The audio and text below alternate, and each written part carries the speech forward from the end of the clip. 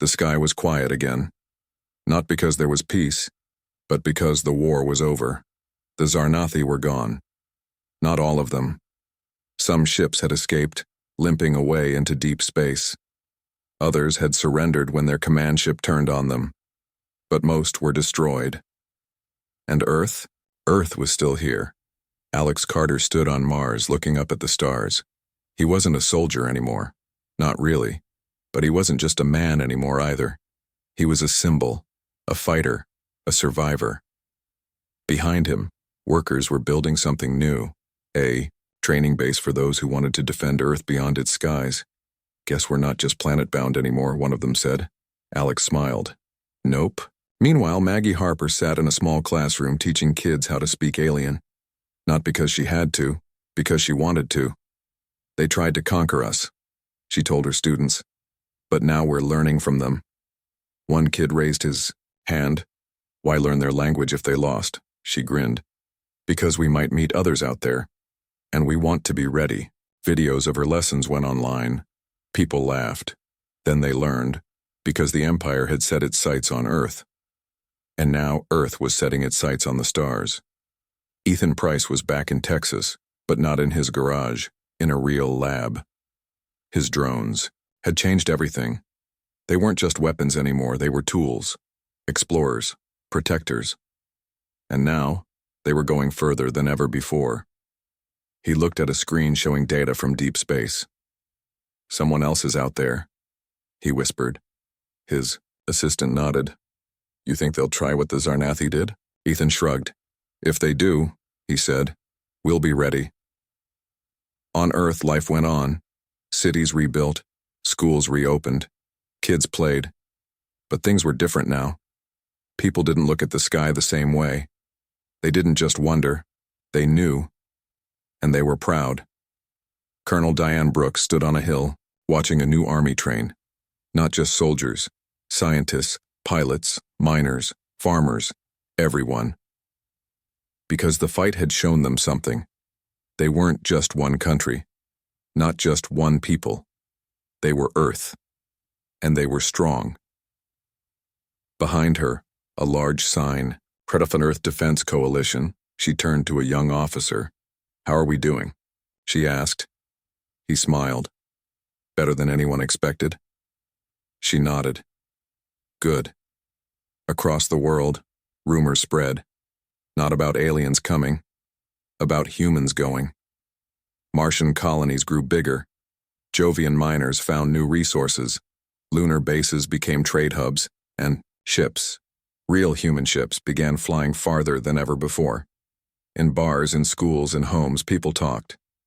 What happens next? Do you think we'll see more of them? Do you think we'll find someone else? And always, the answer was the same, probably. But nobody was scared, because the Empire had come. They had seen humans as weak, as easy, as nothing, and they had been wrong. So very wrong. Alex got on a shuttle heading toward a new mission. Maggie published a book called How to Insult an Alien Without Even Trying. Ethan built a new drone that could fly faster than light, and Diane trained a new generation of fighters, not just for war, for peace, for discovery, for the future, because the galaxy had heard what happened. Word had spread. Stories passed between traders, diplomats, and explorers, of a small blue planet, of a strange, stubborn species, of a people who had laughed in the face of conquest, and won. And now they were walking among the stars, not as subjects, not as slaves, not as victims, as equals, as legends. Because the Empire had set its sights on Earth. But Earth had made them regret it. Hard and forever. The Zarnathi were back. This time, they meant business. After losing ships, bases, and pride, the Dominion sent everything they had left. Hundreds of warships, thousands of soldiers, and one planet killer, a weapon so big it could turn Earth into dust. They came fast, they came loud, and they expected to win. On Earth, alarms rang across every city. People looked up at the sky and saw something no one ever wanted to see. Dozens of alien ships blocking out the sun. Governments didn't panic. They acted, In Washington, Colonel Diane Brooks stood in a command center filled with screens, maps, and voices shouting orders. "Get me Mars," she said. "Mars is on comms," someone replied. A screen lit up. Alex Carter appeared, standing in front of a group of soldiers wearing mismatched gear. "We're ready," he said. "Good," Diane said, "because we don't get a second chance." Across the world, humanity prepared for the fight of its life. In Texas, Ethan Price sat in a control room surrounded by blinking lights and humming machines. His drones were everywhere now. On the moon, near Mars, even hiding in old satellites orbiting Earth. He tapped a key. Ghost network, go live. On enemy ships, systems flickered. Some thought they were under attack. Others thought they were already dead.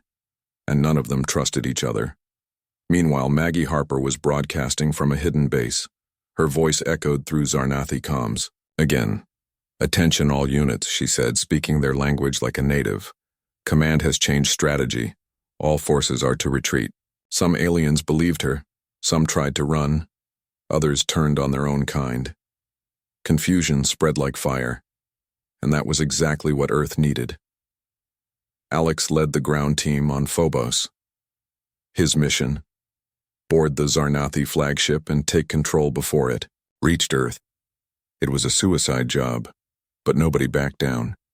They flew in stolen drop pods hidden inside wreckage from earlier battles. They landed hard, rolled out fast, and started fighting.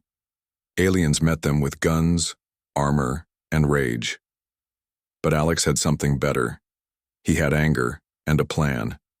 He and his team moved through the ship like ghosts, planting explosives, hacking doors, and rewriting enemy commands.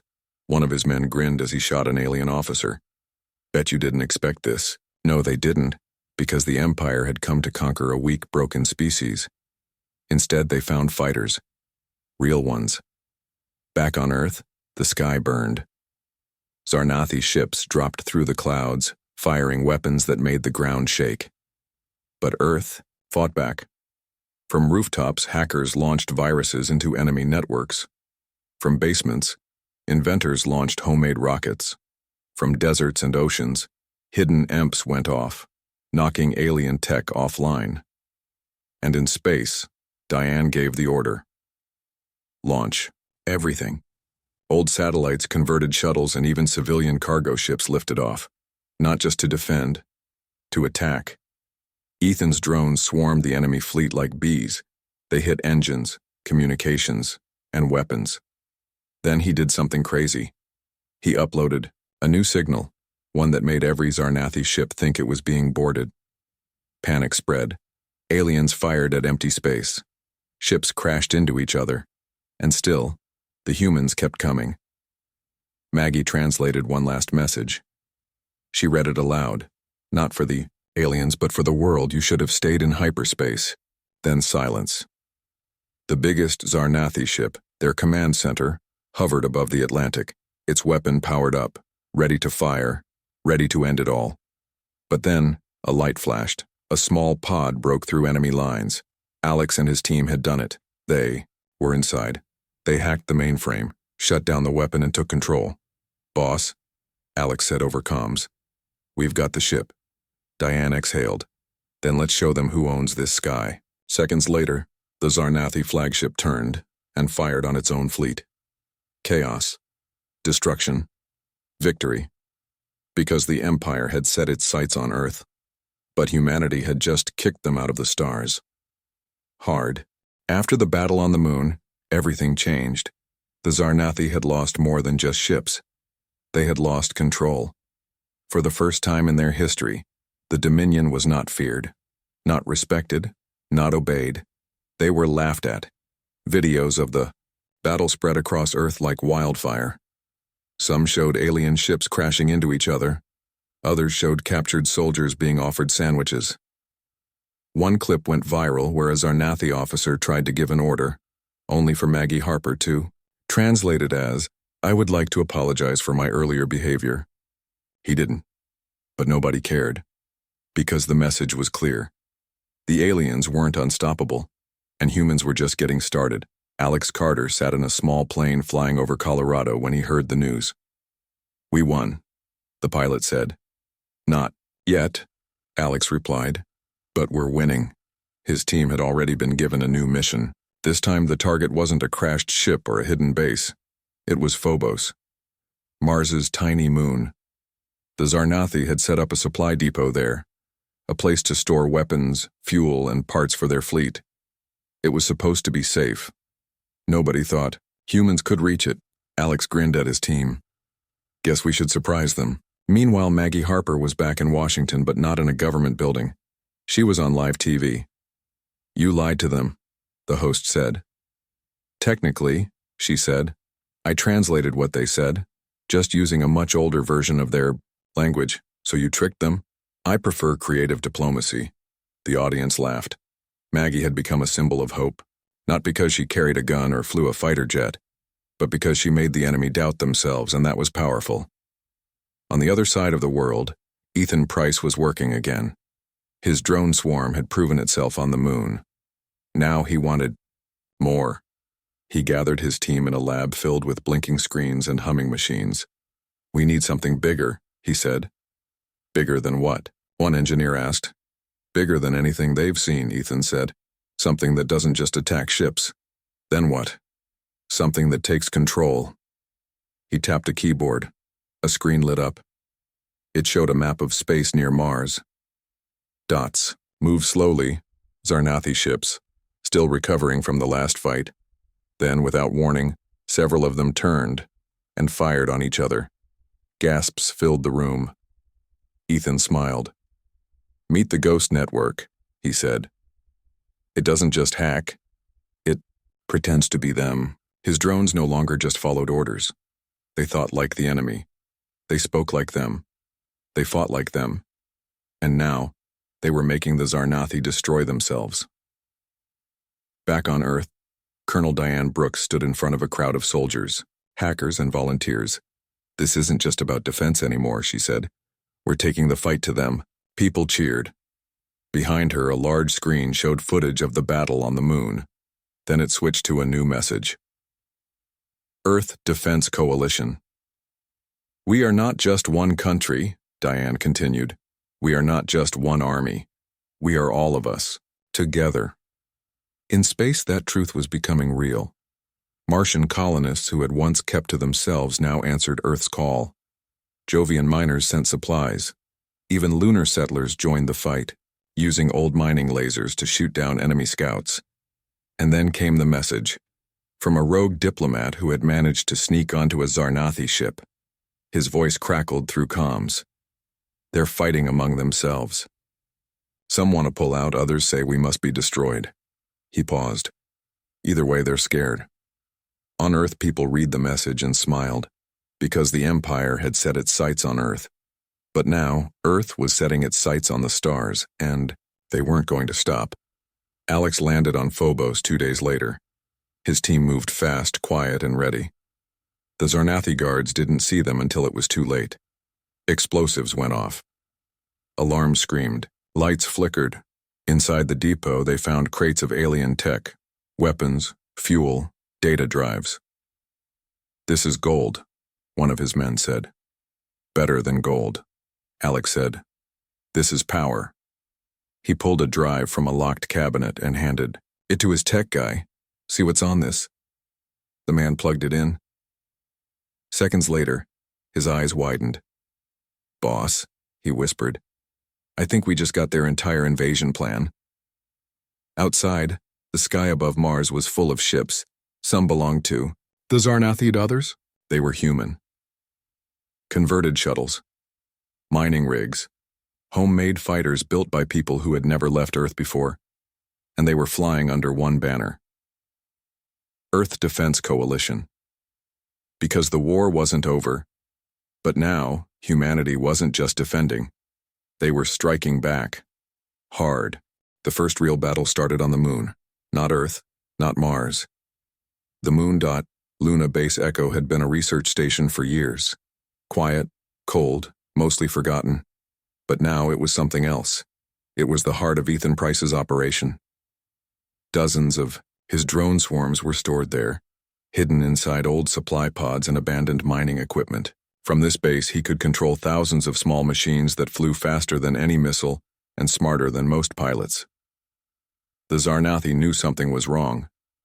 They had lost too many ships to strange malfunctions, fake attacks, and silent disappearances. They traced the source of the signals and found Luna. So they came. A fleet of warships dropped out of orbit and surrounded the moon. Their weapons locked onto Luna Base Echo. Then they fired. The base shook hard. Lights flickered. Alarms screamed. Inside, Ethan and his team scrambled. "They're not messing around," one engineer shouted. "No kidding," Ethan said, typing fast. "Get the drones online." Outside, the Zarnathi began landing troops. Big armored soldiers in dark suits stepped onto the moon's surface. They moved slow, careful in the low gravity. They weren't expecting what came next. Alex Carter led the defense. He and his team had arrived days earlier, setting traps in the tunnels, hiding explosives, and rigging old mining gear into weapons. When the aliens came down the main shaft, Alex was waiting. He pressed a button. The ceiling above the invaders collapsed. Rocks, steel beams, and old storage crates fell like rain. One alien tried to move. Too late. Crushed under falling junk. "That's for trying to conquer us," Alex muttered. Meanwhile, Maggie Harper was broadcasting from a nearby bunker. She had hacked into the enemy comms again. This time, she wasn't just translating, she was lying. Her voice filled every Zarnathi headset. "Attention all units," she said in perfect alien speech. "Command has changed strategy. All forces are to retreat to orbit." Some aliens believed her. Some didn't. But confusion spread fast. 2 squads turned around and started walking back to their dropships. Others argued over radio. "Are we pulling out? We were told to attack." "I don't know anymore." Maggie grinned. "Good," she whispered. "Now you know how we feel." Back at the main base, Ethan launched the first wave of drones. They burst from hidden launch tubes built into old satellite frames. Hundreds of them buzzing like angry bees. They targeted engines, sensors, and weapon systems. Zarnathi ships started failing mid-air. One crashed into another. Another spun out of control and slammed into a cliffside. "Yes," someone shouted in Ethan's lab. "They're eating each other alive." Ethan didn't smile. He was already planning the next move. "Get me a signal to Earth," he said. "Tell Diane we need help, but we also need to make this count." On Earth, Colonel Diane Brooks watched the battle unfold on a screen. Her people were ready. Not just soldiers. Everyone. Hackers in basements uploaded viruses into alien networks. Students in classrooms sent fake messages to enemy command. In Texas, a group of mechanics finished building an experimental weapon. A railgun made from scrap metal, old train parts, and a lot of coffee. "Does it work?" one asked. "Only one way to find out," the leader said. He pulled the trigger. A glowing slug shot out and vanished into space. 10 seconds later, a Zarnathi scout ship exploded. "Yep," he said. "Works fine." Back on the moon, the tide was turning. Aliens who had landed were getting pushed back. Some were captured. Others surrendered when offered food and water. Alex walked up to one prisoner. The alien looked confused. Alex handed him a sandwich. "You're lucky we're nice," he said. "Most humans would have thrown rocks." The alien took the sandwich. Why are you fighting so hard?" Alex smiled. "Because you picked the wrong planet." The final blow came from Ethan. He activated his last trick, a prototype AI core meant to be used only in emergencies. As soon as it came online, it jumped into the Zarnathi network. Within seconds, every ship near the moon thought it was under attack. Weapons fired at nothing. Shields blocked empty space. Ships tried to flee, but crashed into each other. The entire invasion force was in chaos. And then, the biggest explosion lit up the moon's surface. Ethan's core had self-destructed, taking half the alien fleet with it. Silence followed. Then cheers, from the moon, from Earth, from every human watching, because the Empire had set its sights on Earth. But humanity had just kicked them in the face. Hard. After the attack near Jupiter, things changed fast. What started as a few students playing with drones turned into something bigger. People across Earth began to act. Not just governments or soldiers, regular folks too. In Texas, a group of high schoolers built a signal jammer out of old TV parts and sold the plans online. Within days, every hacker in the country was using it. In Germany, a retired engineer built a homemade radar system that could track Zarnathi ships better than military tech. He posted the blueprints on a blog. In New York, graffiti artists painted giant messages on rooftops where aliens could see them from space. One read, "We don't want your peace." Another, "You're not the boss of us." And one simply said, "Nope." The Zarnathi tried to ignore it at first. They sent messages urging calm. They offered technology, medicine, and protection, but nobody wanted their gifts. Instead, people made fun of them. Maggie Harper watched the backlash grow from inside a government office. She had spent the last week translating more alien communications, and what she found wasn't encouraging. "They thought we'd be easy," she told a room full of officials. "They studied us, yes, but they didn't understand us." One official frowned. "What do you mean?" She pointed at her notes. "They used old languages to speak to us. They borrowed phrases from ancient cultures that were conquered or destroyed." "So?" another asked. "So," she continued, "they assumed we would react the same way. Fear, obedience, silence. But humans weren't silent. They were loud and angry and weirdly proud. Outside, the streets were full of it. Local militias started, forming under ridiculous names like Planet Boys, Earthbound, and Last Defense. Some wore mismatched uniforms, others just jackets with handmade patches. Alex Carter walked through one of these groups while visiting a base in Colorado. "You all look like you got dressed in the dark," he said. "We did," one kid replied. "We work nights." He looked at their weapons. Mostly old guns, some modified rifles, and one guy had a flamethrower attached to a dolly. "Are you serious?" Alex asked. "Deadly," the guy said. "I call him Mr. Crispy." Alex shook his head. "You're gonna get yourselves killed."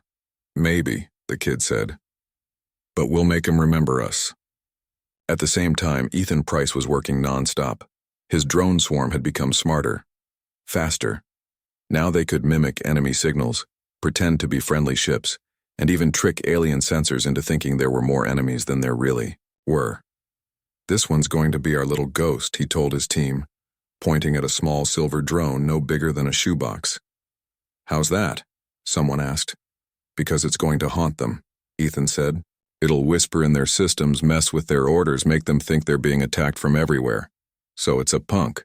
"Exactly," Ethan grinned. Meanwhile, Colonel Diane Brooks was making calls, not to generals, not to politicians, to people who never listened to orders, hackers, ex-soldiers, survivalists, inventors, and anyone else who knew how to break rules and build things out of nothing. "We don't have big ships," she told them. "We don't have fancy weapons, but we've got something better." "What's that?" one man asked over video chat. "We've got numbers," she said, "and we've got anger." Back in Washington, the president held a press conference. Reporters shouted questions. "Are we at war?" One asked. "Do we surrender?" Another called out. The president took a deep breath. "No," he said. "We are not at war. Not yet." Then he smiled. "But we are awake." Across the planet, people cheered. In basements, labs, classrooms, and rooftops, humans kept building, planning, laughing, and preparing. Because the Zarnathi thought they had picked an easy target. They thought humans would bow. They thought wrong. On Mars, a group of miners launched a stolen supply shuttle into orbit with nothing but duct tape and hope. On Earth, a teenager in Ohio uploaded a virus to every alien communication tower the Dominion had set up. In space, a converted satellite blinked once and fired a warning shot at a Zarnathi scout ship, and in a quiet garage in Texas, Ethan pressed a button. The screen lit up. His drones were ready. "Game on," he whispered, because the Empire had set its sights on Earth. But Earth was starting to hit back, hard. The first real fight happened near Jupiter. A Zarnathi patrol ship was scanning one of Earth's old mining stations when something strange happened. A swarm of small objects came out of nowhere. They moved fast, silent, and smart. They weren't missiles. They were drones, homemade, reprogrammed, and built by college students who had never left Earth's orbit. The patrol ship tried to shoot them down, but the drones were too quick. They split into groups, circled around, and hit the alien ship from all sides. Within minutes, the ship was dead in space. Back on Earth, no one claimed responsibility at first. "Was that you?" Ethan Price asked through his headset. "Maybe," said a voice from California. "We just wanted to see if they'd react." Ethan shook his head. "Well, you made them angry," and he was right. Within hours, the Zarnathi sent a message to Earth. It was short and cold. "You have attacked the Dominion. This will not be tolerated." Governments scrambled. News spread fast. People watched online as diplomats tried to apologize for something they hadn't even ordered. But the damage was done. Someone had taken a shot at the aliens and missed. Alex Carter sat in a small room watching footage of the attack over and over. "They didn't even use real weapons," he muttered. "Just hacked junk." Next to him, a tech expert nodded. "It worked though, didn't it?" "Yeah," Alex said. "Too well." Meanwhile, Maggie Harper was locked in a meeting with government officials. She had finally convinced them that the Zarnathi weren't here to help. They were here to take over. They used old human languages, she said. Not because they knew them, but because they studied us. They've been watching us longer than we thought. One official frowned. "Why hide that?" "Because they wanted us to feel safe," she said, "so we wouldn't fight back." Outside, the world was changing. In cities across the planet, people started making jokes about the aliens. Memes showed Zarnathi commanders getting pranked or failing to understand basic human things like sarcasm or barbecue. Somebody printed t-shirts that read, "Tried to conquer us, got memes instead." Then came the prank calls. Using auto-translators, people called the Zarnathi embassy in New York and pretended to be diplomats, repair workers, or lost tourists. "Yes, hello," one caller said. "I am calling about your mother's warranty." The alien on the other end paused. "My mother does not have a warranty." "Ah, sorry," the caller said. "Wrong species." The line went dead. At the same time, Alex got a new mission. He was given a team, 5 people, all ex-military, all handpicked. Their job was simple. Get inside a downed Zarnathi scout ship and find anything useful. The ship had crashed near Alaska after a storm knocked it out of the sky. Nobody knew how it got there, but now it was buried in snow and ice. "Looks like a whale," one of Alex's team said as they approached. "A dead whale," another added. Inside, the air was cold and dry. Lights flickered. Metal groaned under the weight of the ice. Alex walked ahead, gun slung low. He wasn't looking for a fight. He was looking for answers. They found the command center and started pulling data drives. "If we can crack this," one of them said, "we might learn how they think."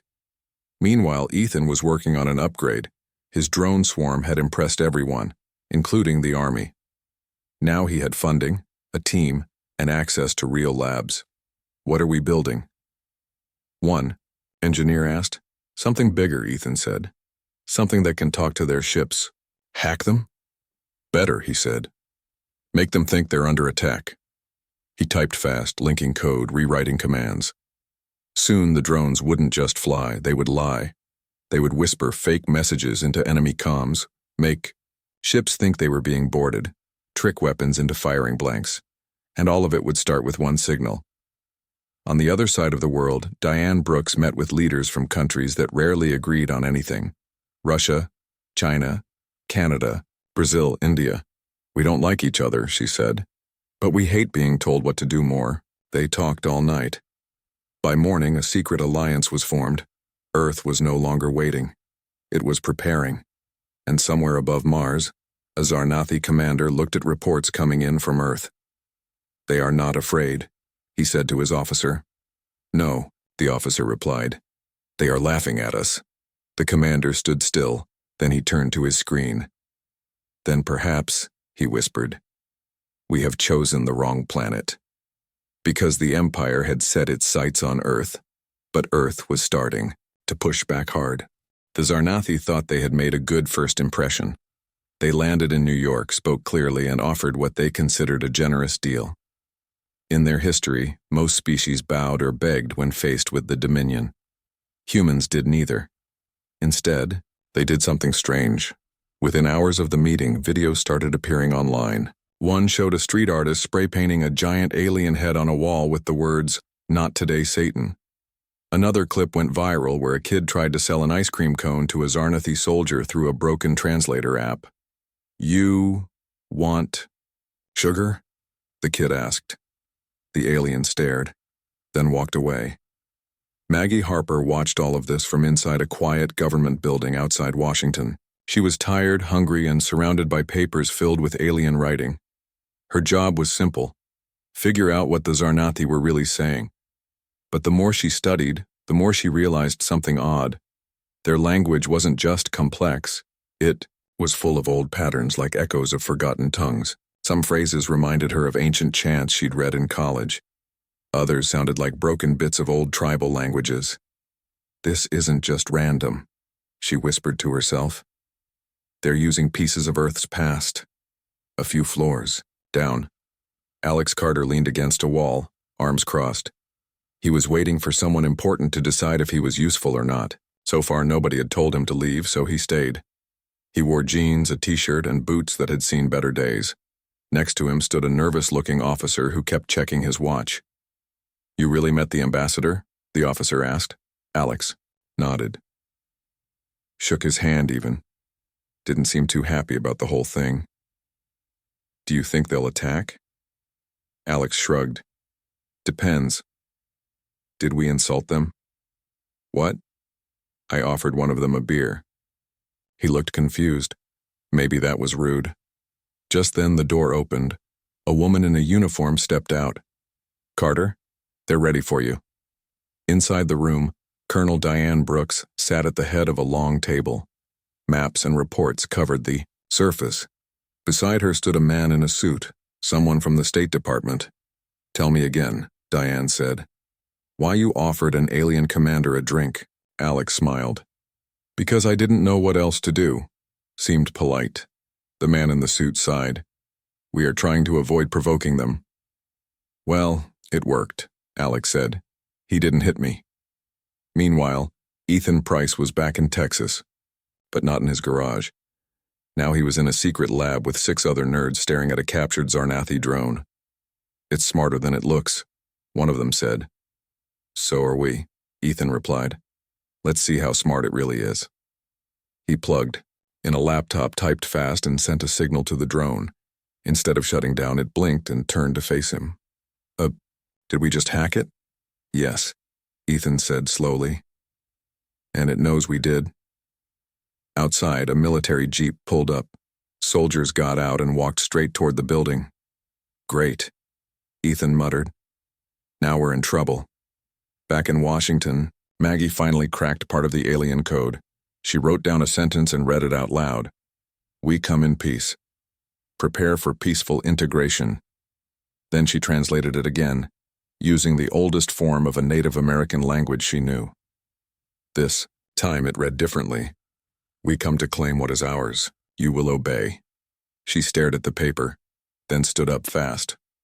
"Oh no," she whispered. "They lied." She grabbed her notes and ran out the door. "Somebody needs to know," she said. "We just agreed to be conquered."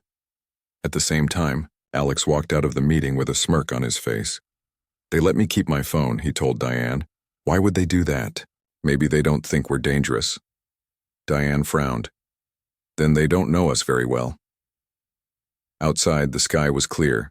The sun was setting. Life looked normal. But behind closed doors, across labs, classrooms, and army bases, people were already working, planning, preparing, because the Empire had set its sights on Earth. But humanity was getting ready to make them regret it. The sky above Mars changed color, not because of a storm or the sun setting, but because something huge had arrived. something that didn't belong to Earth. It looked like a mountain made of metal floating in space. Long, sharp, covered in glowing lines that pulsed like veins. Behind it came more, dozens of them. Ships so big they blocked out stars. People on Earth saw them first through telescopes, then on the news, then with their own eyes as the fleet moved closer. The world stopped. Governments called emergency meetings, soldiers got ready, TV anchors tried to talk calmly while shaking hands gave them away. And then, the message came. A voice, deep and strange, speaking in perfect English. We are the Zarnathi Dominion. We come in peace. Prepare for peaceful integration. Then, the same message played again, this time in every language on the planet. In Washington, D.C., Alex Carter was drinking coffee when the alert hit his phone. He read it once, then laughed. Integration? He said out loud. Sounds like a fancy word for your hours now. He wasn't a soldier anymore, not officially. He worked private security now, guarding rich people's houses and tech, company servers. But he still kept his old habits. Early mornings, clean boots, and watching the sky. Across the country in Boston, Maggie Harper was grading papers when her phone buzzed nonstop. She was a professor, teaching languages no one really used anymore. Latin, ancient Greek, and some old Native American dialects. Suddenly her university wanted her back. Today, they think the aliens speak something close to Proto-Iroquois, her boss told her over the phone. I don't know why, but the Pentagon wants you there yesterday. Maggie blinked at her cat. Proto what? Meanwhile in Texas, Ethan Price was building a drone in his garage when the internet went weird. All websites were loading slowly and every video showed the alien ships. He dropped his tools and stared. Well, this changes everything. He muttered. He was 27, worked from home, built gadgets nobody asked for, and posted them online just for fun. Last month, he made a drone swarm that could follow someone like a cloud of bees. It got 10 million views. Now he was getting emails from addresses that ended in mil. Back in Washington, Colonel Diane Brooks stood in a room full of generals, politicians, and scientists. Everyone was talking at once. We have no defense against those ships, and they say they're peaceful, but we can't be sure. We should send a team to meet them. Diane listened, arms crossed. She'd been in the army for 20 years. She knew how fear sounded. These people weren't scared of losing, they were scared of not knowing what to do. Finally, she spoke. We need to talk to them, find out what they want, but we also need a backup plan. Someone snorted. Like what? Throw rocks at their ships? She didn't smile.